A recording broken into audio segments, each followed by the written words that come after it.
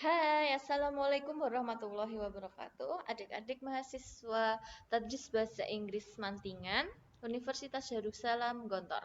Salam kenal, saya Indah Susiati. Semoga apa yang akan saya sampaikan terkait dengan sosialisasi program kreativitas mahasiswa Kemendikbud tahun 2020 memberikan manfaat kalian untuk tetap berinovasi dan kreatif dalam mengerjakan PKM. Oke, berikut ini motonya terkait dengan kenapa kita perlu menggunakan masa muda sebelum masa tua. Tetap produktif seperti Asyibab fil Islam. Nah, sini kita bisa melihat kalian adalah pemuda itu. Dinamis, kreatif, inovatif, dan sebagainya. Kita lanjutkan. Ada juga beberapa tentang Dauru Asyababu fi Hamimi Risalat Islam. Ada 5. Kalian jauh lebih tahu tentang itu bagaimana menggunakan tersebut. Kita lanjut ke konsep dasar PKM. Kalian sudah tahu belum apa itu PKM? PKM merupakan cambuk untuk berprestasi dan berkompetisi. Kita bisa menuangkan ide dalam PKM. Kenapa? Karena PKM memberikan ruang bagi kalian mahasiswa untuk dapat berkompetisi dengan mahasiswa lainnya di universitas lain. Konsep dasarnya adalah cerdas kreatif yang mengandung unsur kemampuan, sikap, kerjasama, tanggung jawab, dan keahlian. Imagination is more important than knowledge. Begitulah katanya Albert Einstein. Kalian sudah paham bahwa imajinasi lebih penting daripada pengetahuan. Oke, kita langsung masuk pada program kreativitas mahasiswa. PKM itu diselenggarakan oleh Dirjen Belmawa. Tujuannya itu untuk mengembangkan kreativitas, imajinasi, dan inovasi mahasiswa yang berbekal penguasaan ilmu dan teknologi, kemampuan dalam pemanfaatan dan implementasi ipteks, kepedulian pada masyarakat, lingkungan, serta bangsa, jiwa wirausaha, kemampuan berwirausaha dari mahasiswa itu sendiri, terakhir kemampuan bekerja sama dalam tim maupun kerja mandiri. Nah, oke, kita akan bahas PKM 5 bidang. Ada PKM pengabdian masyarakat, PKM kewirausahaan, PKM penelitian, dan PKM teknologi. Terakhir PKM Karsa Cipta.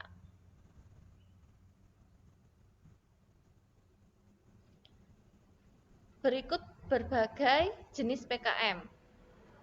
Bisa dilihat yang di atas tadi adalah PKM yang ini, terus ada tambahan lagi PKM gagasan tertulis, ada PKM artikel ilmiah, dan gagasan futuristik konstruktif. Nah, kita akan bahas lebih dulu PKM pengabdian masyarakat. Nah, coba dilihat di sini ada contohnya OKOKO, peningkatan ekonomi dusun gunung kukusan melalui pemrosesan sabut kelapa menjadi koko bedset. Nah, di situ dijelaskan bahwa PKM pengabdian ini tujuannya apa? Seperti menumbuhkan empati mahasiswa terhadap persoalan dan kebutuhan masyarakat.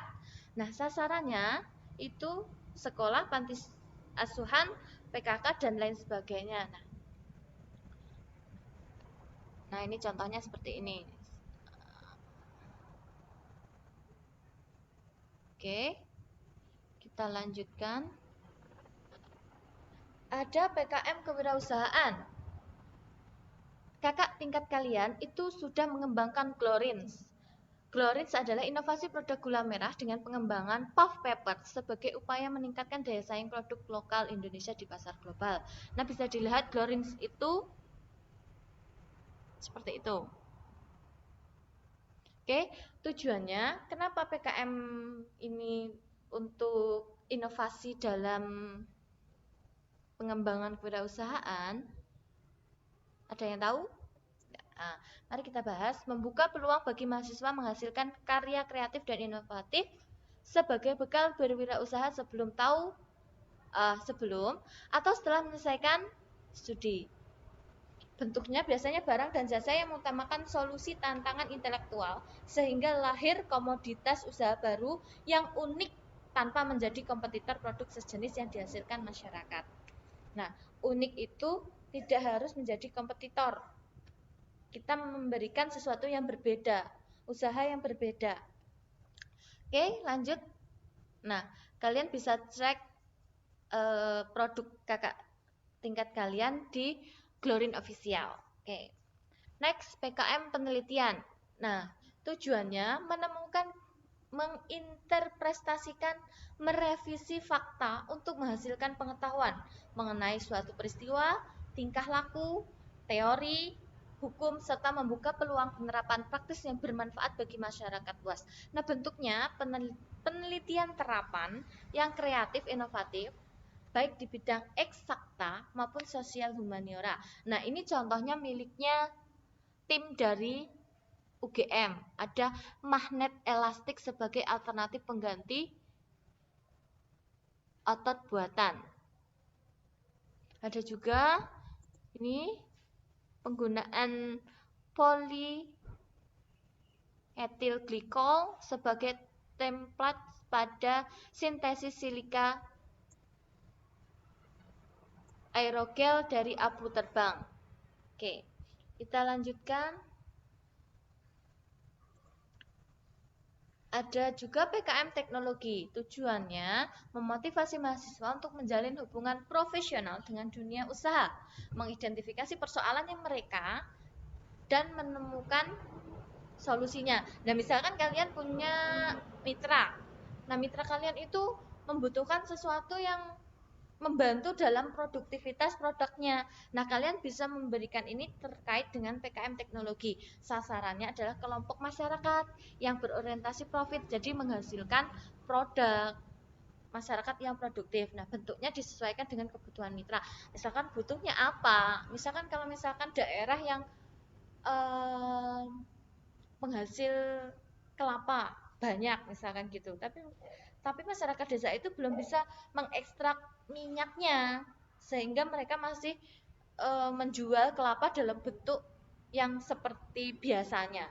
Namun kita bisa memberikan pemahaman pada masyarakat, ini ada loh teknologi yang bisa mengubah kelapa menjadi minyak sehingga masyarakat desa itu bisa menjual minyaknya.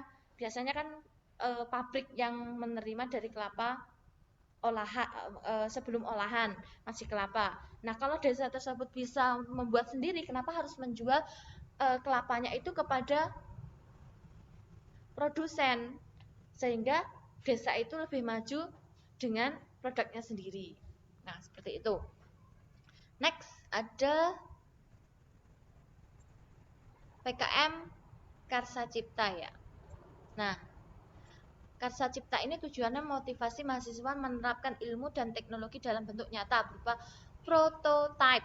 Nah, seperti ini bisa dilihat ada tim UGM itu mengembangkan Smart Stage Brazil.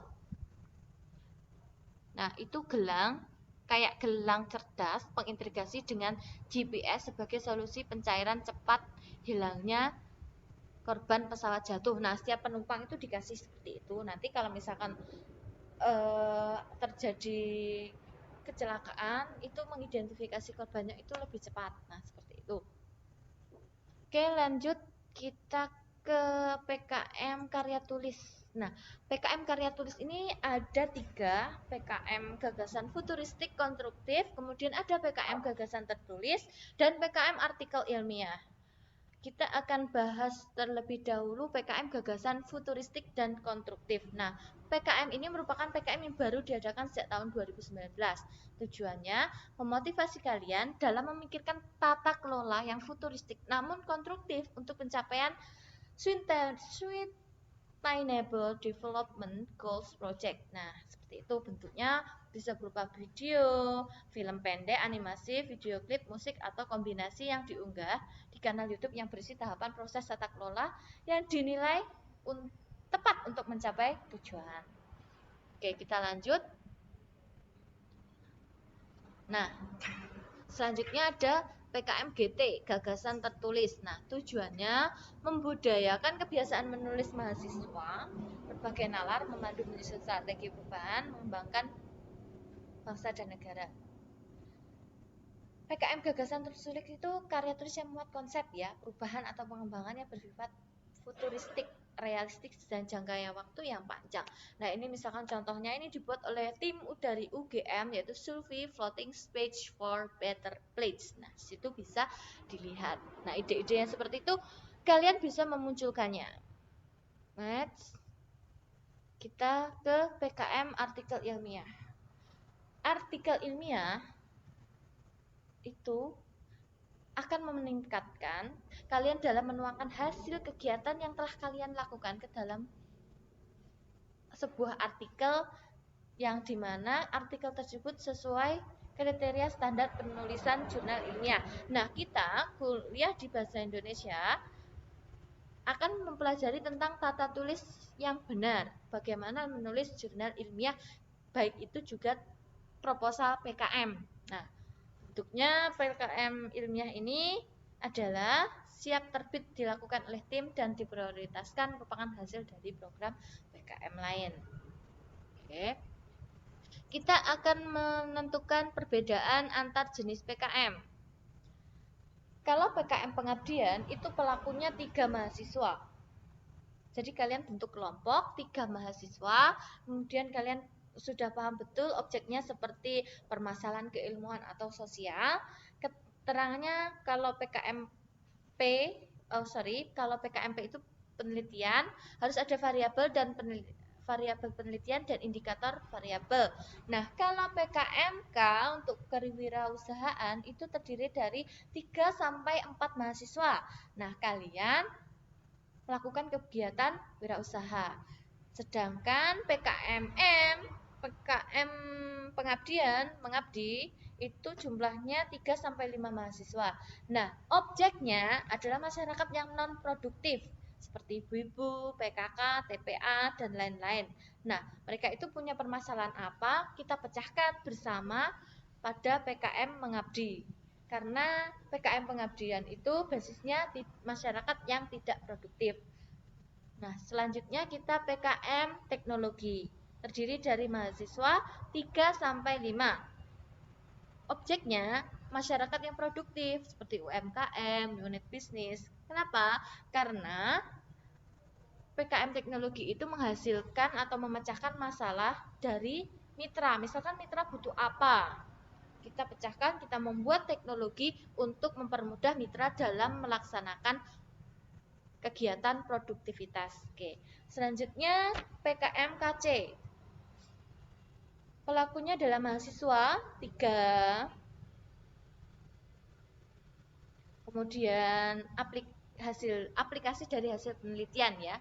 PKM Karya Cipta ini aplikasi dari hasil penelitian. Nah, misalkan kalian sudah meneliti apa, kalian buatkan hasilnya. Jadi itu menjadi PKM Karya Cipta. Oke, selanjutnya ada PKM Gagasan Futuristik dan Konstruktif. Nah, itu terdiri dari 3 mahasiswa, karyanya berupa video. Nah, kalaupun PKM Gagasan Tertulis sama, terdiri dari 3 mahasiswa, itu berupa karya tulis yang berisi gagasan kalian. Nah, selanjutnya ada PKM AI, itu juga sama, 3 mahasiswa, karyanya berupa artikel ilmiah dari kegiatan yang telah kalian lakukan. Nah, sebagai contoh saya pernah membuat artikel ilmiah itu seperti ini. Nanti kalian akan dihadapkan pada seperti ini. Nanti ada covernya, tapi langsung saja. Ini punya saya yang waktu itu. Nah, nanti kalian akan dihadapkan pada pengusulan program proposal. Nah, seperti ini. Nah, nanti di bagian sini kalian akan melaksanakan 3 anggota kelompok. Nah, seperti ini. Ini maksimal 3. Kalau dulu itu masih 4, mungkin sekarang sudah 3. Ada ketua pelaksananya, ada anggota 1, anggota 2, anggota 3. Kalau pelakunya terdiri dari 3 mahasiswa, maka anggota 3 dihapus. Jadi tinggal 3. Oke, seperti itu. Kita lanjutkan. Nah, kalian harus penting ya untuk tata letak juga penggunaan penulisan yang baik. Nah, seperti ini nih nanti akan kalian dapatkan kayak surat pertanyaan pernyataan ketua pelaksana. Ketuanya siapa? Jangan lupa biasanya dikasih materai sesuai dengan panduan. Nah, kemudian ada dekannya, nanti tanda tangan di situ. Selanjutnya ada pengesahan PKM artikel ilmiah. Nah, pengesahannya itu seperti ini.